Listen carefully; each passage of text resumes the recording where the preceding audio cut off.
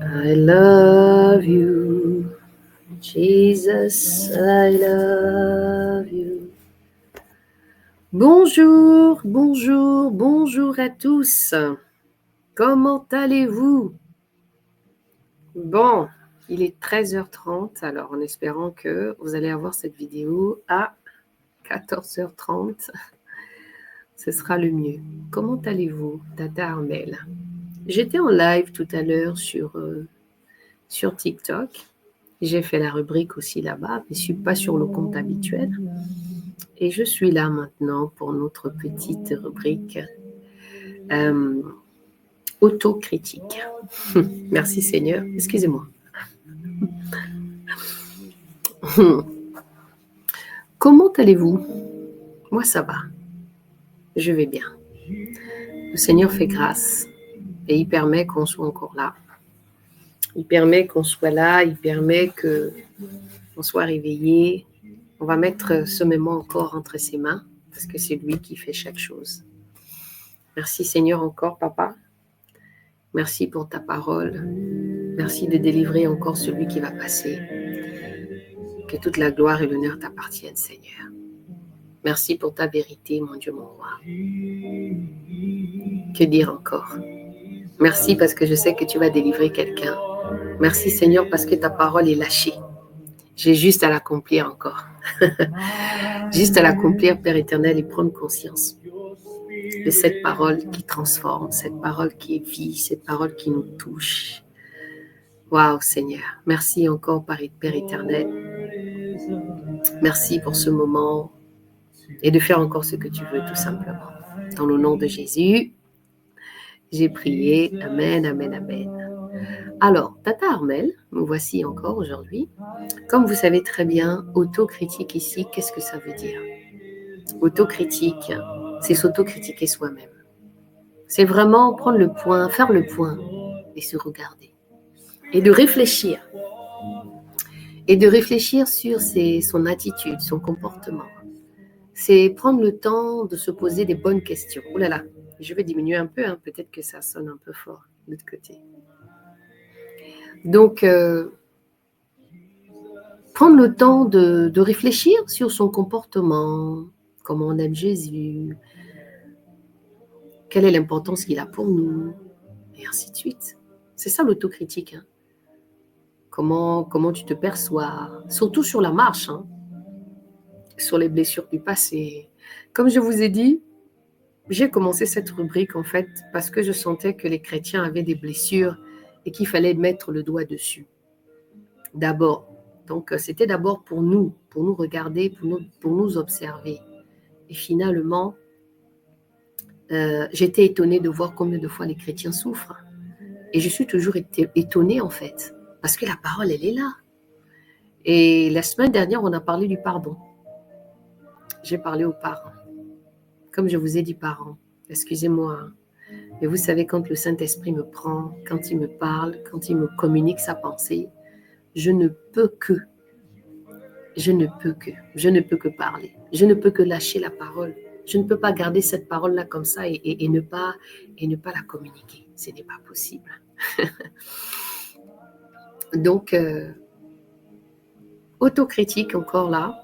Là, je vais vous lire un psaume. Voilà. Il se peut que ça ne va pas être long, mais comme je dis toujours, Seigneur, ta grâce, fais encore ce que tu veux. Viens encore toucher, viens encore parler, viens encore nous surprendre. Et j'aime quand le Seigneur nous surprend. Parce qu'il nous surprend, il est surprenant en tout cas. Merci Seigneur, merci mon Dieu, mon roi, encore pour ta parole qui est vie. Vous savez, j'aimerais seulement dire ceci. C'est un constat. Et c'est un beau constat. C'est un constat. Et ce constat me réjouit. Ce constat me réjouit. Vous savez pourquoi? Parce que je me suis rendu compte que Dieu guérissait. Je me suis rendu compte que Dieu guérissait. Il guérit. Quand la parole dit que quand on lit la parole, hein, et qu'on se rend compte de tout ce que Jésus a fait, il guérit les malades, il ressuscite les morts.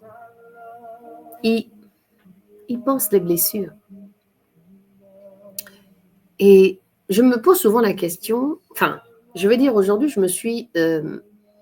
moi, je sais, hein, moi, j'ai la foi en Jésus. Hein, je ne doute pas du tout. Hein, je ne doute pas du tout.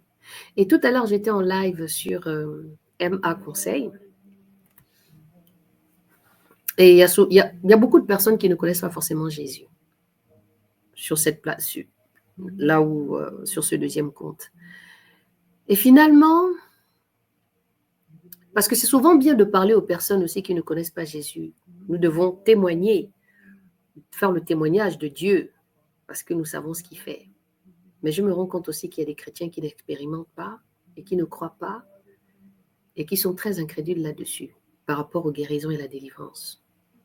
Et je me rends compte au fur et à mesure que des fois, ce sont ceux qui ne connaissent pas le Seigneur qui ont l'attitude même exacte de foi. Ah!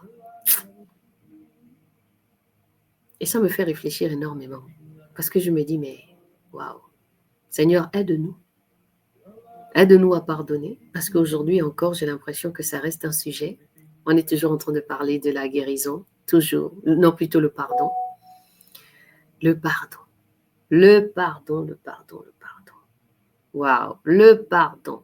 Seigneur, ta grâce. Donc, je bénis le Seigneur. Donc, aujourd'hui, moi, ce que je vais faire, c'est que je vais vous partager le psaume 34. Je ne vais pas faire mieux aujourd'hui. Je vais juste partager le psaume 34. Et j'ai seulement envie que tu fasses encore le point.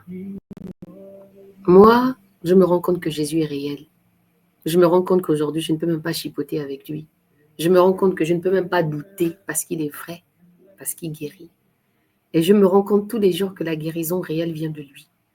Toutes les formules qu'on peut mettre à gauche, à droite, hein, toutes les formules qu'on peut mettre, tout ce qu'on peut inventer, c'est lui qui guérit dans les profondeurs.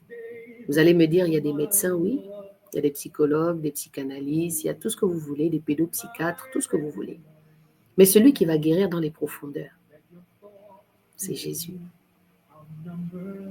C'est lui qui viendra refermer les plaies. Celui qui va faire repousser les organes, c'est lui. Je me suis même rendu compte que quand on t'opère, ça je l'ai compris il y a quelques années, quand on t'opère, on ne te remplace pas cet organe parce qu'on te l'enlève. Quand on l'enlève, on peut mettre un substitut parce que la science travaille énormément. On peut te donner quelque chose, mais ça ne va pas être la pièce originale. Ce ne sera jamais comme la pièce originale. Mais on essaiera de faire en sorte que. Mais lui, quand on prie, quand on a la foi, qu'est-ce qu'il fait? Il vient faire repousser les organes. Est-ce que vous vous êtes déjà posé la question pourquoi il repousse les organes? Il n'y a que celui qui t'a créé qui peut te faire repousser les organes.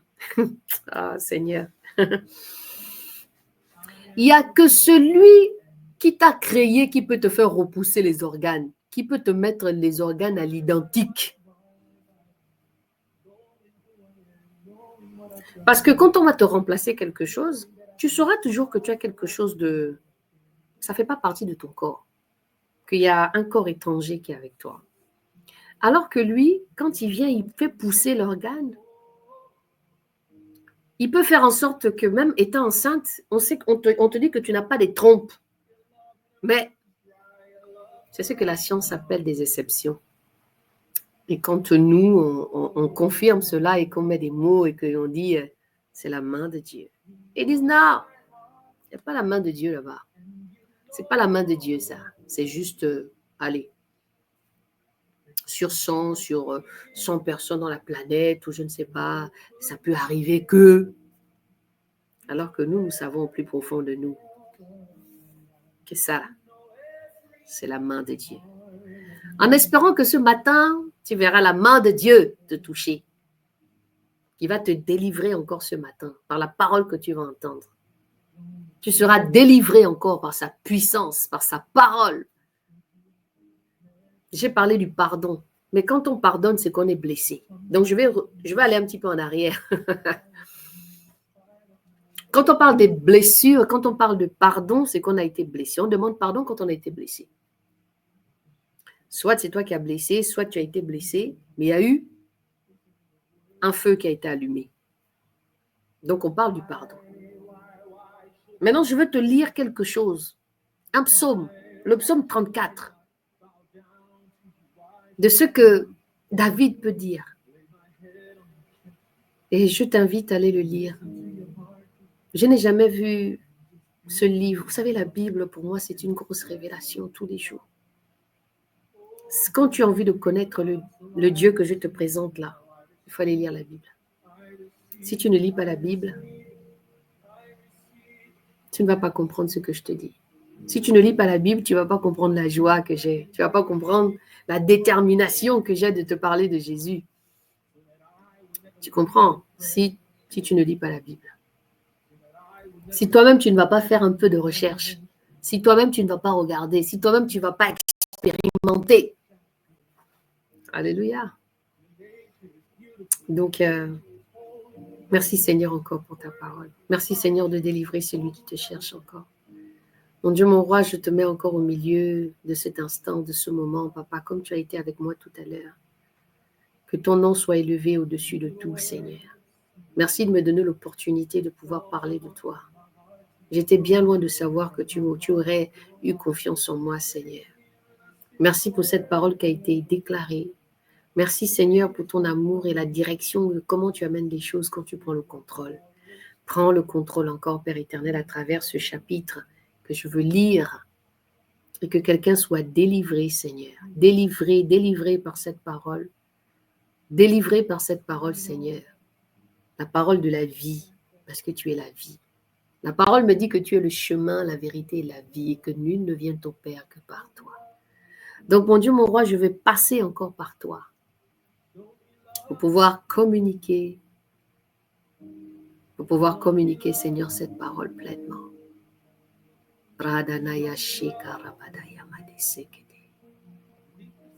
Jésus. Viens régner encore, Père éternel. Viens régner, Seigneur. Alléluia. Amen, amen, amen. Louange après la délivrance. On va lire. Je vais diminuer un peu quand même parce que j'ai l'impression que... Show me love. Show me love. Alors, je lis la Bible. Louange après la délivrance. De David, lorsqu'il contréfit l'insensé en présence d'Abimélec et qu'il s'en alla chasser par lui, je bénirai l'Éternel en tout temps. Sa louange sera toujours dans ma bouche.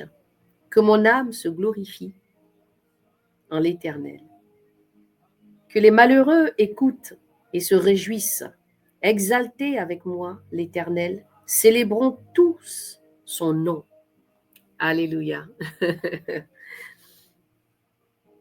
J'ai cherché l'Éternel et il m'a répondu. Il m'a délivré de toutes mes frayeurs. Quand on tourne vers lui les regards, on est rayonnant de joie. Oh, excellent. C'est ce que vous voyez, n'est-ce pas? Rayonnante de joie. Peu importe les situations.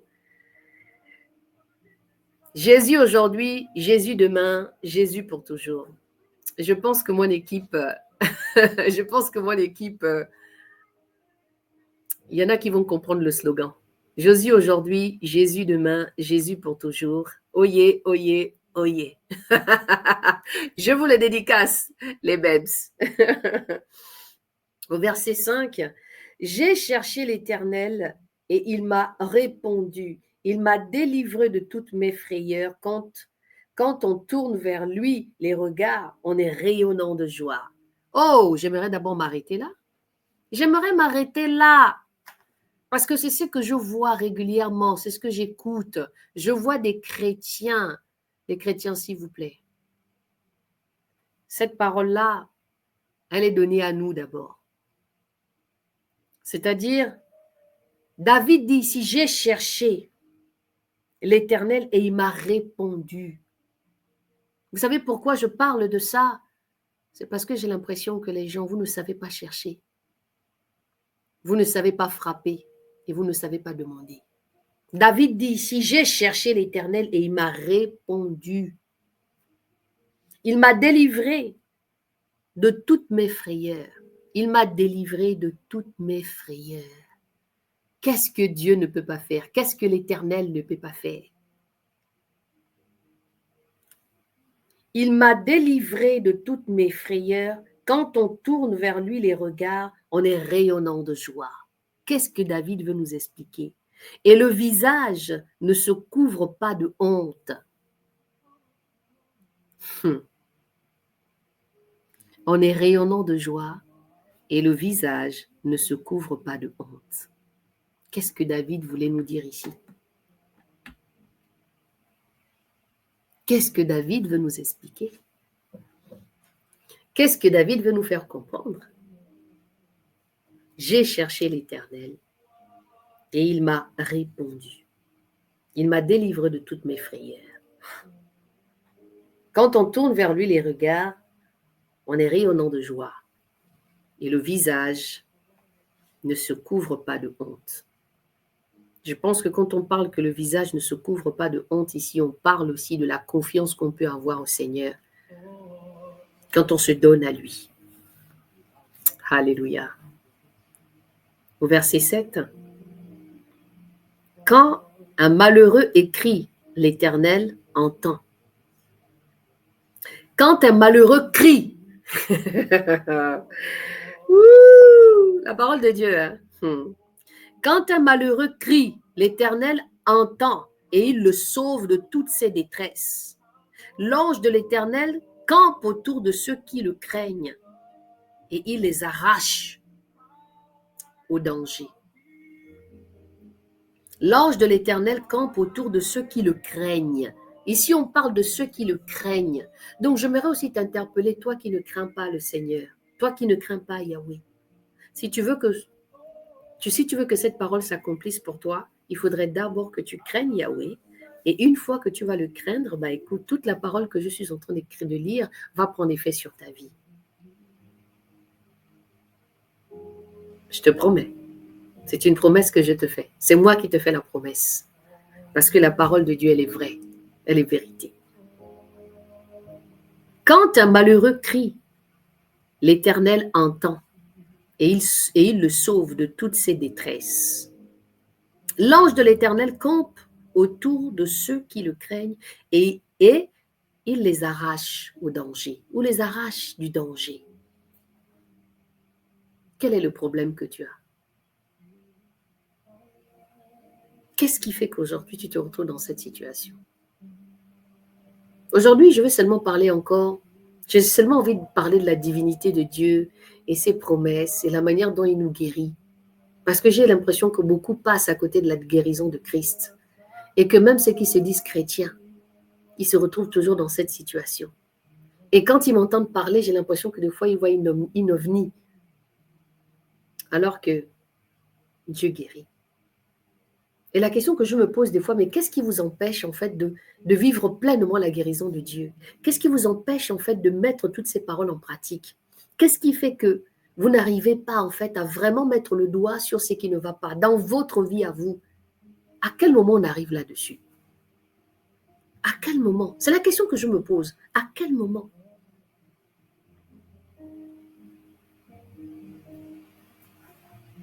À quel moment?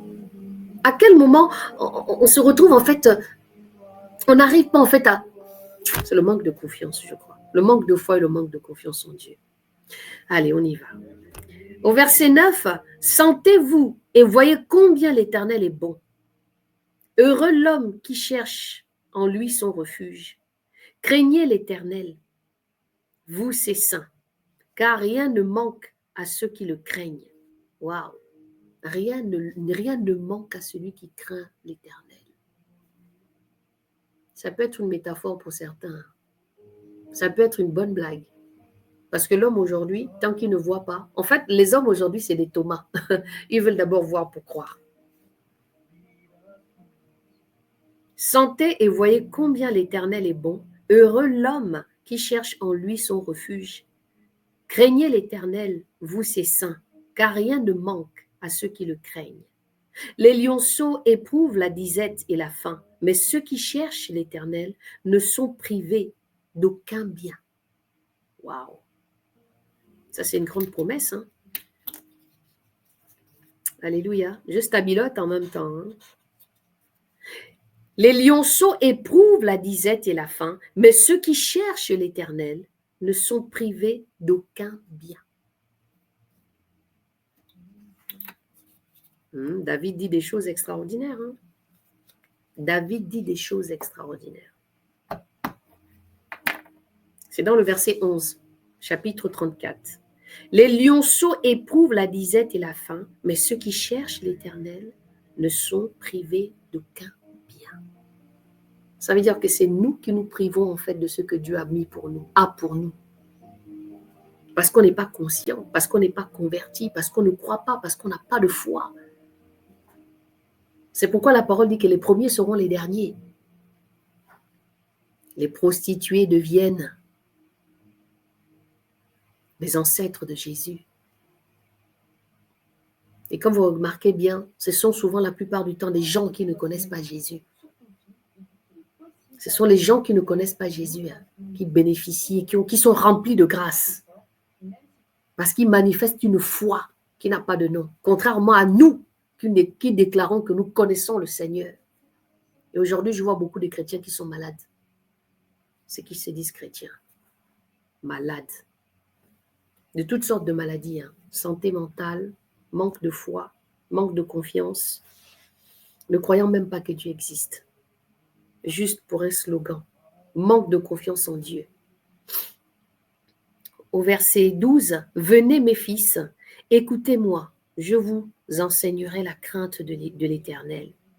Quel est l'homme qui aime la vie, qui désire la prolonger pour jouir du bonheur? Préserve ta langue du mal et tes lèvres des paroles trompeuses. Éloigne-toi du mal et fais le bien. Recherche et poursuis la paix. » Waouh! Un chapitre bien rempli et bien riche. Au verset 16, « Les yeux de l'Éternel sont sur les justes et ses oreilles sont attentifs à leurs cris. » Ah! Waouh! C'est qui le juste ici? Je vous laisse réfléchir. C'est qui le juste? On parle de qui ici? Les yeux de l'Éternel sont sur les justes et ses oreilles sont attentives à leurs cris. Pardon. C'est qui le juste ici? Comment tu t'identifies? Tu t'identifies en tant que quoi? En tant que qui? En tant que juste ou en tant que quoi exactement? C'est qui le juste ici? Je vous laisserai répondre tout à l'heure par rapport à ça. Waouh! L'Éternel tourne sa face contre les méchants pour retrancher de la terre leurs souvenirs. Waouh! Au verset 17, l'Éternel tourne sa face contre les méchants pour retrancher de la terre leurs souvenirs. Au verset 18, quand les justes crient, l'Éternel entend et il les délivre de toute leur détresse. Alléluia. Je répète encore. Quand les justes crient, l'Éternel entend et il les délivre de toute leur détresse. L'Éternel est près de ceux qui ont le cœur brisé et il sauve ceux qui ont l'esprit dans l'abattement. Oh, est-ce que vous avez compris? Est-ce que vous avez compris ce que je suis en train de lire là? J'aimerais que vous ouvrez vos oreilles pleinement. Il y a tout dans la Bible. Le développement personnel est dans la Bible. La confiance en soi est dans la Bible. L'amour de Dieu est dans la Bible. L'enseignement est dans la Bible. Les richesses sont dans la Bible. Tout est dans la parole de Dieu. Mais mon message premier ici, ce n'est pas la richesse. Hein, parce que ne commencez pas à courir. Parce qu'il y en a beaucoup qui ont cru, Enfin bref. Quand les justes crient, l'Éternel entend et il les délivre de toute leur détresse. L'Éternel est près de ceux qui ont le cœur brisé et il sauve ceux qui ont l'esprit dans l'abattement. Je vois beaucoup de personnes qui pleurent. Je vois beaucoup de chrétiens aujourd'hui. Vous savez, pour toi qui ne me connais pas, je suis enseignante. J'enseigne la parole de Dieu à des femmes, à la jeune fille, au jeune homme qui ne connaît pas encore la vie. La parole de Dieu nous a dit que la femme sage enseigne la jeune fille et le jeune homme. Donc, je suis là pour enseigner la femme, la jeune femme, pour en faire des femmes sages, selon les bases de la parole de Dieu. Donc, on m'appelle Tata Armel. Et l'enseignement, c'est la base de ma vie aujourd'hui. Enseigner. Me faire enseigner et enseigner. Me faire enseigner par l'Esprit, par le Saint-Esprit et enseigner la parole de Dieu. Parce que c'est la plus belle chose qui puisse m'arriver aujourd'hui. C'est de transmettre cette parole, transmettre le savoir biblique. Alléluia. L'Éternel est près de ceux qui ont le cœur brisé et il sauve ceux qui ont l'esprit dans l'abattement. Le malheur atteint souvent le juste, mais l'Éternel l'en délivre toujours. Il garde tous ses os, aucun d'eux n'est brisé. De la même manière que lui-même, quand il était à Golgotha à la croix, il n'y a personne qui a brisé ses os. Aucune personne. On a essayé. Ils ont essayé de vouloir faire, à part le côté qu'on l'a percé. Les deux personnes qui étaient à côté de lui, qui ont été crucifiées avec Jésus, on les a cassés les os au niveau des pieds. Mais lui, on ne l'a pas fait. Donc, il nous fait comprendre que la même chose que lui, on ne l'a pas fait là. Ben, nous aussi, on bénéficie de ça. Le malheur atteint souvent le juste, mais l'Éternel l'en délivre toujours. Il garde tous ses os, aucun d'eux n'est brisé. La Bible dit qu'il nous a fait co-héritières avec Jésus. Il nous a fait héritières et co-héritières avec Christ. Donc ici, on dit bien, c'est celui qui craint Yahweh. L'ange de l'Éternel campe autour de ceux qui le craignent et les arrache du danger. Hey! Bradaya shekarabada. Le malheur tue le méchant et les ennemis du juste sont châtiés. Au verset 23, l'Éternel délivre l'âme de ses serviteurs et tous ceux qui l'ont pour refuge échappent au châtiment. Alléluia. L'Éternel délivre l'âme de ses serviteurs et tous ceux qui l'ont pour refuge échappent au châtiment. Alléluia. Toutes les personnes qui ont le refuge à côté de Yahweh, ben, ils vont échapper au châtiment. Au châtiment, ça veut dire beaucoup de tout ce qui est en train de se passer au jour d'aujourd'hui. C'est pourquoi je dis, tout le monde ne va pas subir ce que d'autres personnes vont subir parce qu'ils ne marchent pas avec Yahweh. Parce que Yahweh nous a déjà donné l'assurance depuis longtemps que nous qui vivons avec lui réellement et qui le craignons, eh bien, à chaque fois, il va faire en sorte que les châtiments, vu que nous sommes son refuge, il viendra toujours. On va échapper à cela. Eh oui, je pense que nous sommes sur le mont Carmel. On verra qui est qui. On verra qui marche avec le Seigneur. Il se peut que même moi qui suis en train de vous parler, ah là là. Mais Matthieu 11, 12, j'essaye de me battre comme je peux avec cette marche, avec le nom de Jésus. Voici un petit peu le chapitre 34. Mais là où je voudrais vraiment qu'on s'arrête et qu'on s'attelle, c'est que au verset 18, on dit ceci. Quand les justes crient, l'Éternel entend et il les délivre de toute leur détresse. Au verset 19, l'Éternel est près de ceux qui ont le cœur brisé et il sauve ceux qui ont l'esprit dans l'abattement. Encore une fois, qu'est-ce que Dieu ne peut pas faire? Je pense que c'est toi qui ne sais pas demander. C'est toi qui ne sais pas chercher. La Bible dit tout. Et ici, c'est le livre que vous aimez tellement. Les psaumes. Vous aimez tellement les psaumes. Je vous sers les psaumes ici sur un plateau, encore une fois. Mais comme vous avez tendance à lire les psaumes comme des gens intéressés, vous ne prenez pas compte en fait de ce que David dit. David est formel. David est précis. David est dans la révélation de Dieu. David est dans la relation avec l'Éternel. Donc ici, il nous fait comprendre que c'est celui qui craint Yahweh. Yahweh campe, l'ange de l'Éternel campe. L'ange de l'Éternel campe autour de ceux qui le craignent. Si tu ne crains pas Yahweh, pourquoi tu veux que l'ange de l'Éternel campe autour de toi? Quel est son intérêt? Quel est son intérêt de pouvoir camper au milieu de toi? autour de ceux qui les craignent et il l'arrache du danger. Alléluia. Ah, Seigneur, merci pour ta parole. Merci, Seigneur, encore, parce que je sais que tu as parlé à un cœur dans ce chapitre 34. Merci pour ton amour et ta fidélité. Merci, Seigneur, parce que tu es fidèle. Il n'y a pas un autre Dieu que toi. Je te remets encore, Papa, chaque personne qui passera ici. Je te remets le cœur de chacun. Je te remets, Père éternel, les blessures de chacun. Toute personne confondue. Comme je crois que tu guéris, merci pour leur guérison encore. Merci, Seigneur, parce que je sais que tu as déjà essuyé les larmes d'une stérile. Par ta parole qui est puissante. Parce que quand j'écoute cette parole, je me rends compte combien de fois tout a été accompli.